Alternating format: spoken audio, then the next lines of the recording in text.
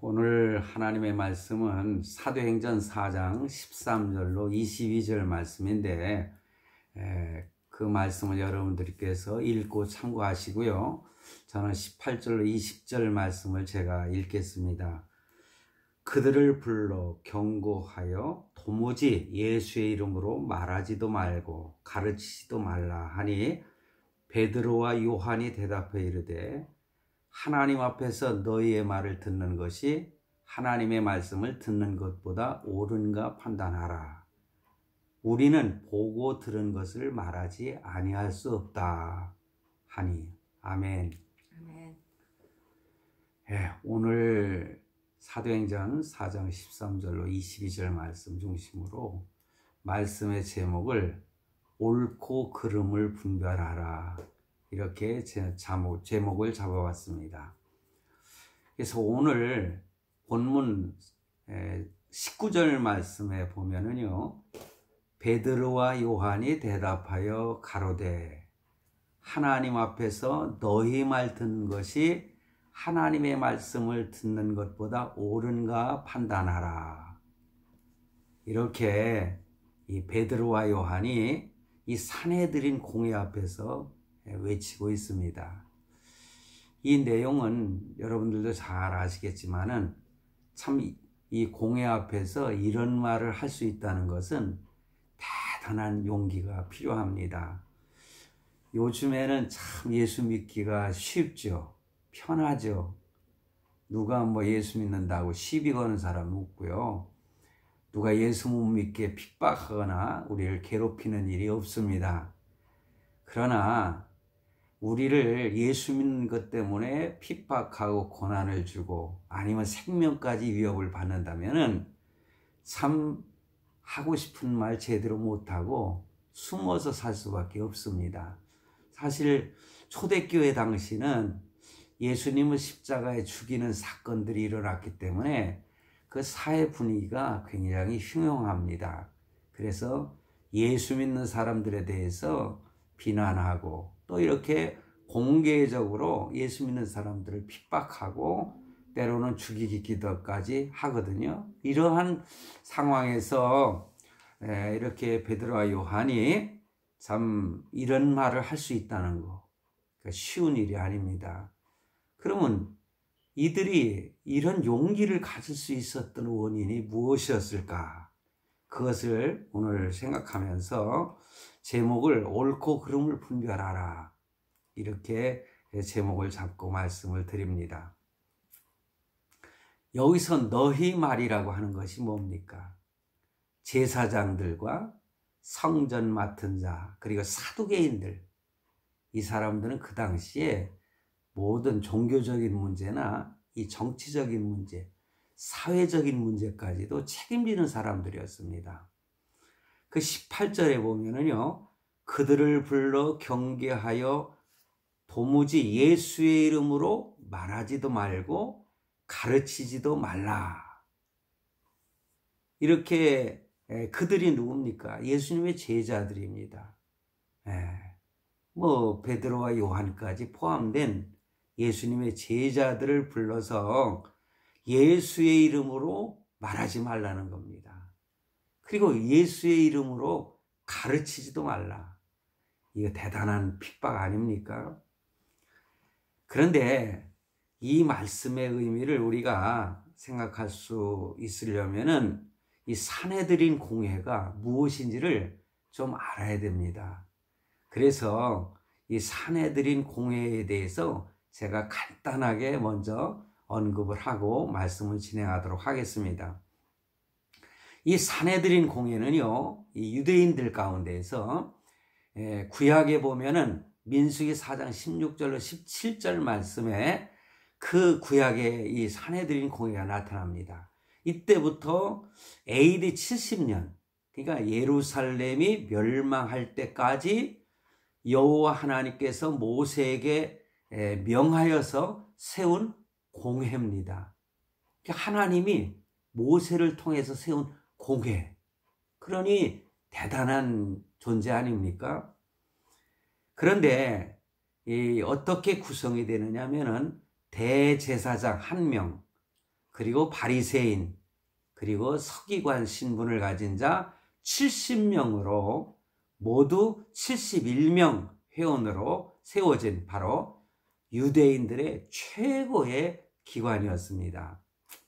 의결 정족수는 23명이면 됩니다.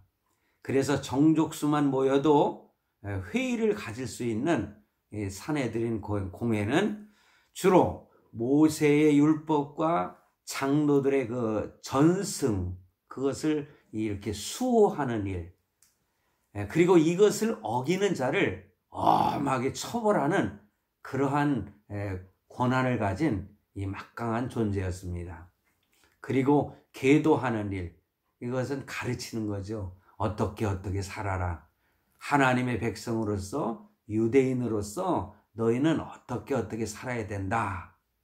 이렇게 사실 율법에 대해서 가르치는 그런 일들을 했습니다. 백성들의 민사 문제 또한 처리를 했습니다. 그거 보면은 실상은요, 입법, 사법, 행정 모두를 다루는 이 막강한 권력 기관이 바로 이 산헤드린 공회라고 하는 기관이었습니다. 그러나 당시에는요, 이 로마의 식민지로 있었기 때문에 사형시키는 권한만은 이 로마가 허락하지 않았습니다. 그래서 산헤드린 공회도 결코 뭐라고 할까, 이렇게 사형시키는 일, 그런 일들을 행할 수는 없었어요. 그런 일을 행하려면은 로마의 총독에게 상소해서 허락을 받아야 됐습니다. 그러니 사람은 죽일 수가 없으니까요, 예수님을 죽이지 못한 거예요. 그러니 그들은 정죄만 하는 거죠. 야, 예수가 하나님을 이렇게 성전에 대해서 참담한 말을 했다. 어떻게 저런 말 할 수 있느냐? 그거는 바로 그 하나님의 법대로 하면은 성전을 더럽히는 참담한 말을 하면은 당장에 쳐 죽이는 그런 권한을 가지고 있었죠. 그런데 그러지 못한 것은 어쩌면 다행이지요. 로마가 사형 권한만은 주지 않은 겁니다. 왜냐? 그 당시는 식민지였기 때문에 그렇습니다. 그러므로 예수님을 사형에 해당한다고 정죄한 대제사장이 예수님을 이 빌라도 총독에게 고소한 까닭이 바로 여기에 있었던 것입니다. 그래서 마가복음 14장 64절에 보면은 그 대제사장이 예수님을 고소하는 거죠. 그래서 산헤드린 공회의 임무는 이 백성들을 하나님 앞에서 종교적으로나 사회적으로 바른 생활을 하도록 지도해야 하는 그런 막중한 임무를 가지고 있는 공회였습니다. 막강한 권력이죠. 어느 누구도 여기에서는 그 권력을 가지고 어떤 판결을 내리면 꼼짝없이 죽어야 됩니다. 입법, 사법, 행정을 다루는 그런 권력의 기관이었기 때문에 그렇습니다. 그런데 그 당시에 바로 이 공회는 굉장히 그 타락한 부분도 없지 않아 있었다는 거죠. 형식적인 율법주의에 사로잡혀서 예수님을 십자가에 죽이는 큰 죄가를 범한 공회가 되고 마른 것입니다. 결국은 빌라도 총독이 허락을 한 거예요. 그러니 사도신경에 보면은 빌라도에 의해서 고난을 받았다. 빌라도에 의해서 죽임을 당했다. 이렇게 표현이 나오지 않습니까? 그것은 바로 빌라도가 이렇게 죽일 수 있는 권한을 가진 사람이었기 때문에 그래요. 왜냐? 그 당시에 산헤드린 공회로서는 사형시킬 수가 없었습니다. 그러니 결국에 가서는 그는 많은 사람 앞에서 물을 떠다가 손을 씻으면서 나는 아무 죄가 없으니까는 너네들이 다 책임져라. 그렇게 했지만은 결국은 허락한 거나 마찬가지 아닙니까? 허락한 거죠. 마찬가지가 아니라. 그러니 빌라도가 죽인 거예요. 이런 무서운, 그러니까는 이 공회의 무서운 권력을 가지고 있는 그런 상황에서도 베드로는 자신이 믿는 하나님 앞에서의 자기 자신을 굽히지 않는 그런 담대한 믿음을 보여주고 있습니다. 우리는 지금 이들을 통해서 참된 용기를 지닌 바로 성도의 모습을 보게 되는 거죠. 그러면서 이 제자들의 그 모습을 발견하면서 우리도 이와 같은 믿음을 소유한 담대한 용기 있는 성도가 되어야 되지 않겠습니까? 조그만 일에도 나약해져 가지고 두려워서 말도 못하고 회피하는 그런 성도가 된다면 얼마나 하나님께서 슬퍼하실까요? 그런데 처음서부터 이들이 이러한 용기를 가진 것은 아니었죠. 그들이 이러한 용기를 가질 수 있었던 것은 무슨 이유 때문이었을까? 이것을 오늘 제가 핵심적으로 말씀을 드리고자 하는 것입니다. 첫째는요, 하나님의 말씀에 대한 확신이 그들에게는 있었고, 중요한 것은 성령 충만했다는 겁니다.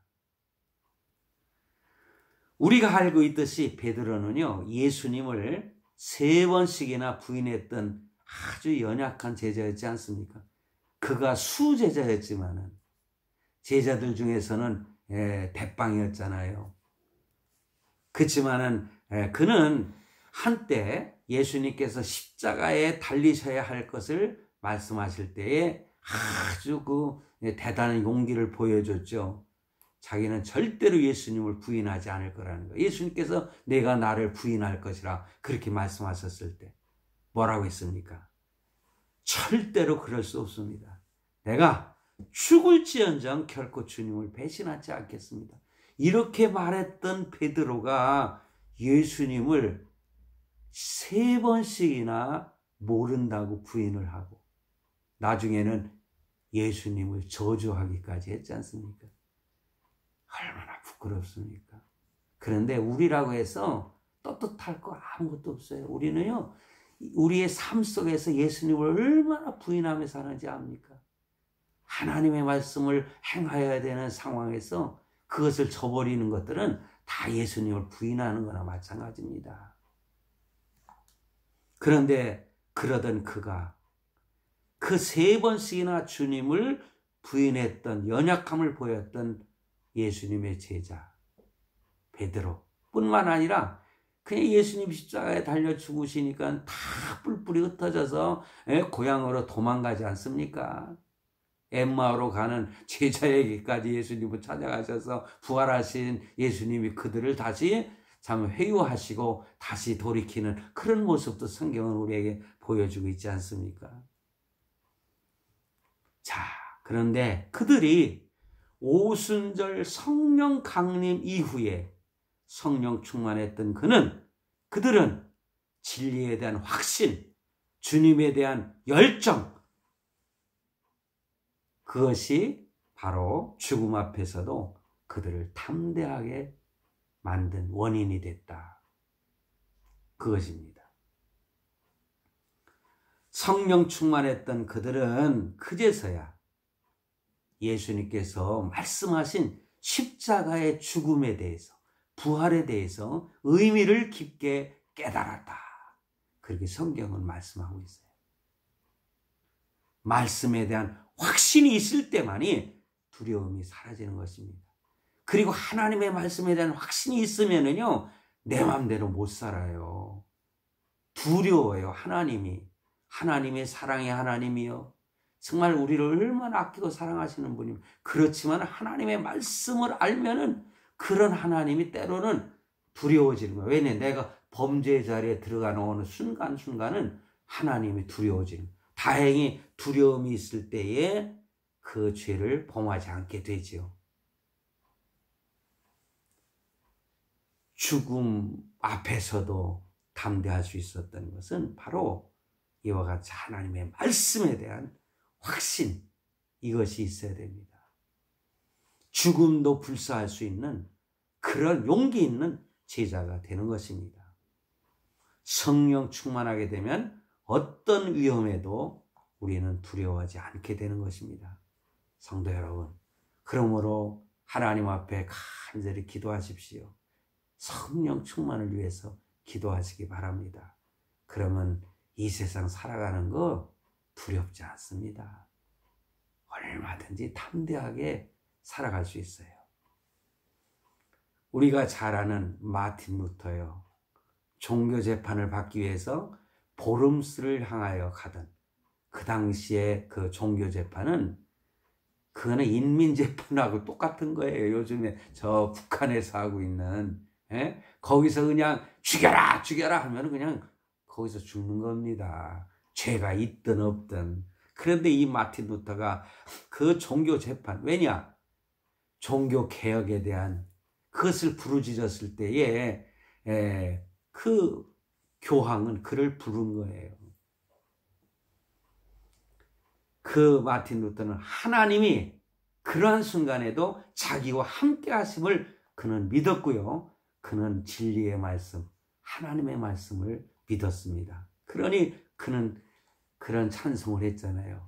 그는 내 주는 강한 성이요 방패와 병거 대신 내 주는 강한 성입니다. 그걸 힘차게 찬송하면서 종교 재판으로 나아갔다는 거 아닙니까? 이렇게 하나님의 말씀에 대한 확신이 있을 때, 왜냐? 마틴 루터도 성경을 연구하다가 그는 캐톨릭이 잘못됐다는 거, 이것을 그는 깨닫고 종교를 개혁하려고 했던 것입니다. 그거는요, 그 당시에 이 교황의 권위 앞에 도전하는 것은 죽음이거든요.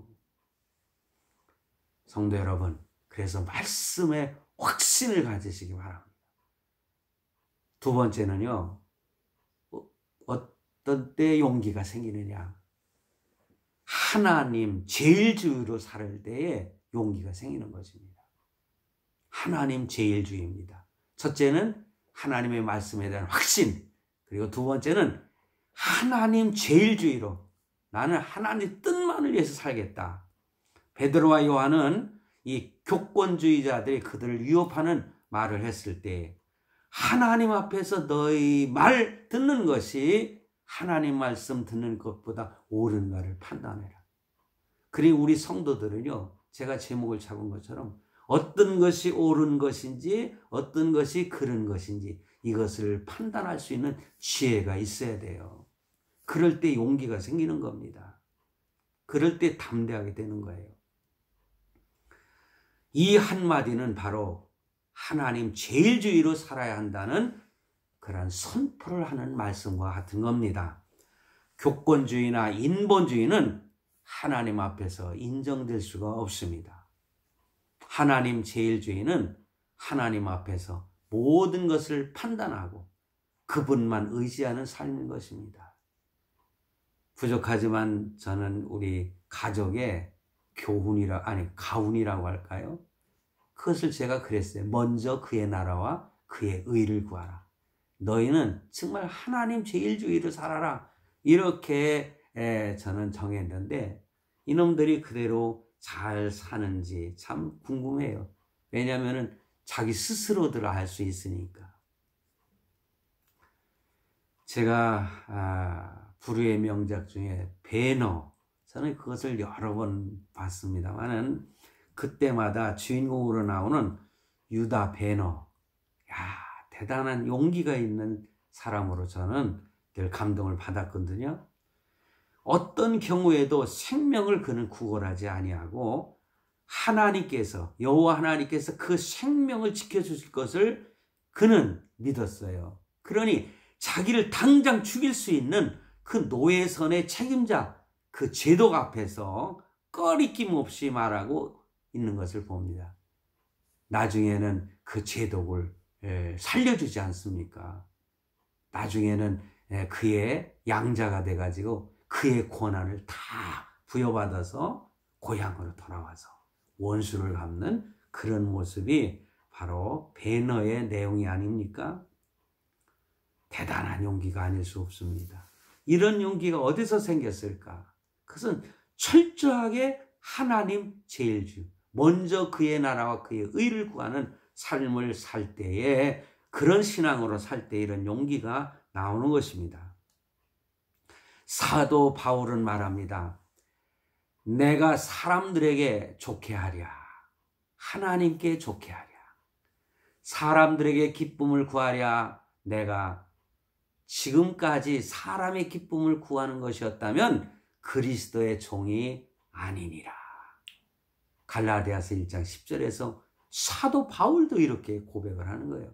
베드로, 요한, 제자들, 그리고 사도였던 사도 바울이 이런 각오, 이런 죽음 앞에서도 하나님만을 기쁘게 하겠다는 그런 삶을 살았을 때에 그에게는 큰 사역을 감당할 수 있는 기회가 주어질 수 있었던 것입니다. 성군 다윗도 시편 23편에서 그는 신앙을 고백했잖아요. 여호와는 나의 목자시니 내가 부족함이 없으리라. 하나님 한 분만으로 만족한다는 거예요. 그는 왕이었어요. 모든 것을 가졌던 사람이지만은, 그러나 여호와는 나의 목자여, 나는 양에 불과하다. 그러나 나는 부족함이 없다. 그렇게 고백합니다. 그러니 그는 죽음 앞에서도 담대할 수가 있었던 것입니다.